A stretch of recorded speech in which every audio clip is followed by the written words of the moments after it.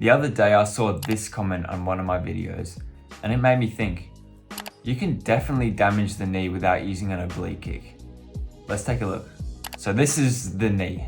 There are 5 main well-known structures that can be damaged in the knee. The first one, and probably the most common one, is the ACL, the anterior cruciate ligament. This is damaged when the tibia, your shin bone, slides too far forward in relation to your femur, which is your thigh bone. This usually happens from hyperextension or from sudden stops or angle changes. Something pretty common in sports like soccer and rugby, where they do lots of running and angle changes. The lateral collateral ligament, the LCL. Damage usually when there is force to the medial side of the knee, which is the inside. Then the medial collateral ligament, the MCL. Damage usually when there is force to the lateral side of the knee, which is the outside of the knee. The meniscus, damaged usually from rotational force or compressional force, which can happen from hyperextension or from pivoting weirdly on your knee if your foot's still planted and your thigh bone and shin bone basically just grind. And then there's the PCL, the posterior cruciate ligament.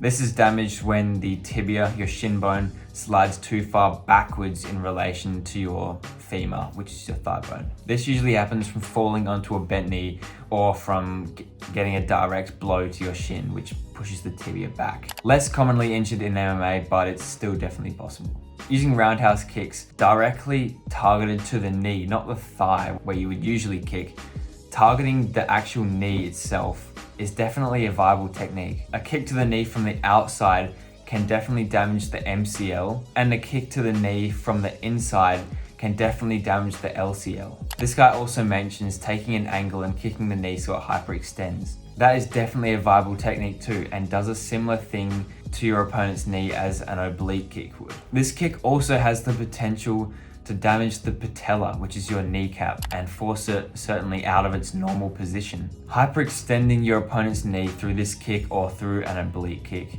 is an utterly devastating move, as with a hyperextension to the knee, there is a high possibility of damage to the ACL, the meniscus, and the PCL, and if it's really that bad, damage to the MCL and the LCL as well. Certainly a career-ending move if the hyperextension is severe. Honestly though, something I wouldn't be doing in a fight too often, because they obviously have their own life to live and I don't want them walking with a limp for the rest of their life.